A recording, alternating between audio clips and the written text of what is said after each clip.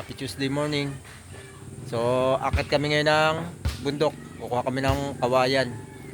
Kasi yung mga tanim ni Boss Sander na palaya, ito mga buhay na. Ayun, kailangan na siyang lagyan ng balag. Ayun, buhay na. Ayun, tanim niyang kalamansi, meron ng bunga. Ayun, so malalaki na yung bunga. Pero kailangan tanggalin yan para hindi maano yung puno. Kumbaga, kasi pag pinatuloy yung bunga, hindi ka agad lalaki yung puno kasi mapupunta doon sa bunga yung sustansya. Yan. Ayun mga palayan niya. Buhay na. So akit na kami. Ang kasama ko ay si Baisok at saka si Chupiping. Nauna na sila. So samahan niyo kami mga idol. Dito kami dadaan sa sagingan. Pag may nakitang saging, titibain na rin namin. Ayan. Daan na natin yung saging. Oh. Di ba dito yun? Tibain na natin, magulang na yun eh. Sayang. Ayan, titibain na natin yung saging. Ayun, nugno. Nugno yung isang piling.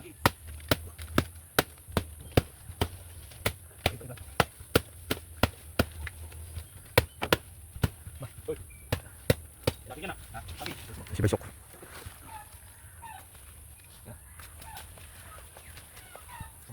Hindi po. Mataas kasi naman mo eh. Yan.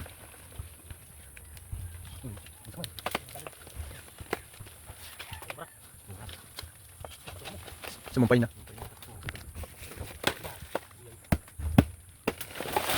Huwag ka.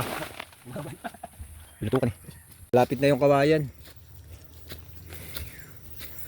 Si Chupiping, sumusunod sa akin. Ay si Baisok, hirap na umahon.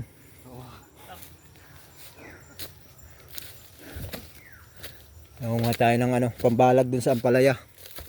Saka magtatanim na rin si si Boss Sander ng mga kalabasa raw. Ha? Mga nakabitin yun doon. Oo, pag bumunga, mga nakabitin ng bunga. Kaya madulas ang daan. Umulan kahapon eh, hanggang kagabi. Kaya basa ang lupa.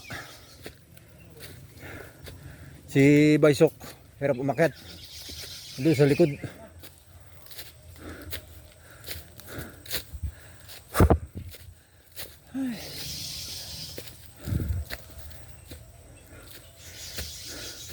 Malapit na yung kawayan. Kukunin namin yung mga lang. Kukunin namin yung mga maliliit lang, mga gahin lalaki ng paa, pang balag. Pero matitigas na. Dito kasi maraming ganun kalalaki. Kaya dito kami kumuha sa taas. Ano? Saan dito? Paano isang sigaw laang naman ang ginawa niyan? Ayan. Nasaan na kami? Malapit na kami sa tuktok ng bundok.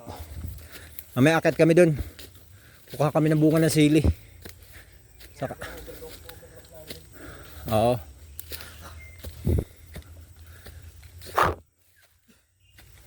Pagod.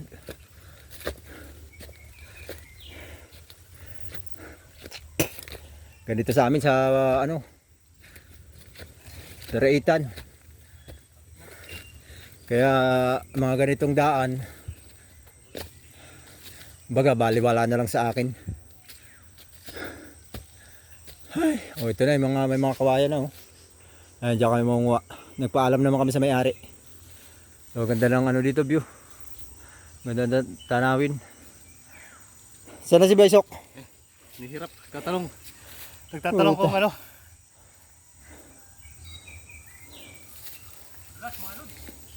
Ayan si Baisok ko.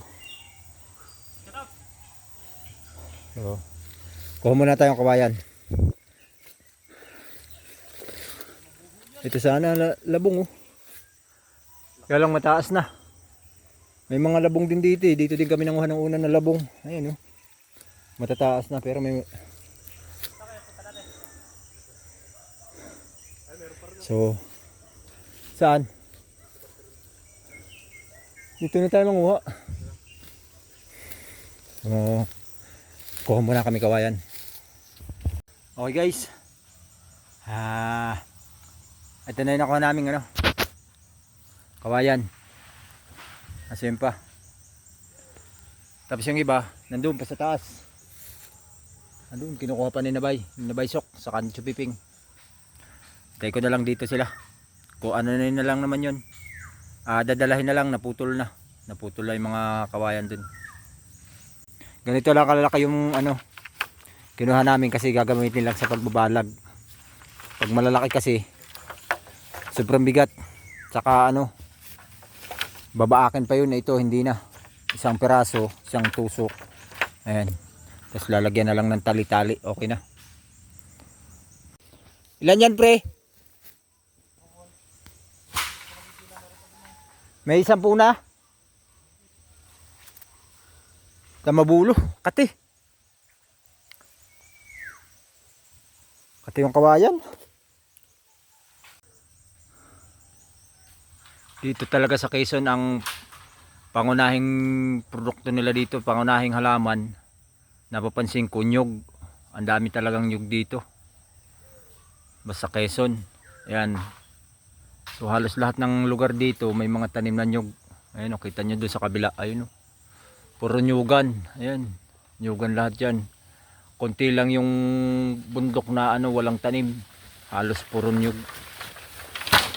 Ayan si Baysok. Ayan. Okay na siguro yan. Marami na yan. Chupiping!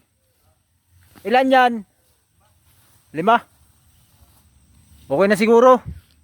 Okay na siguro. Tama na ito. 2, 4, 6, 8, 10. 10 no? 10, 5. Tapos yan. 5. 5. Kulang pa ng isa. Siyam lang itong ano. Kuha pa tayo isang piraso para tig sa 10. Ito medyo malaki. Kunin ko. 10. Bali tag sa 10 tayo ng dala pababa. Okay na yun. Ayan, pababa na sila guys. Pababa na kami.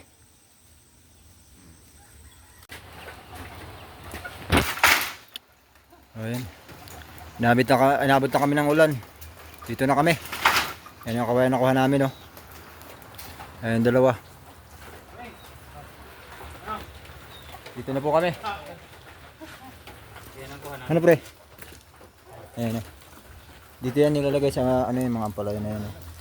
Ayan. Okay na mga lods. Thank you. Bye bye. Ingat po, ingat.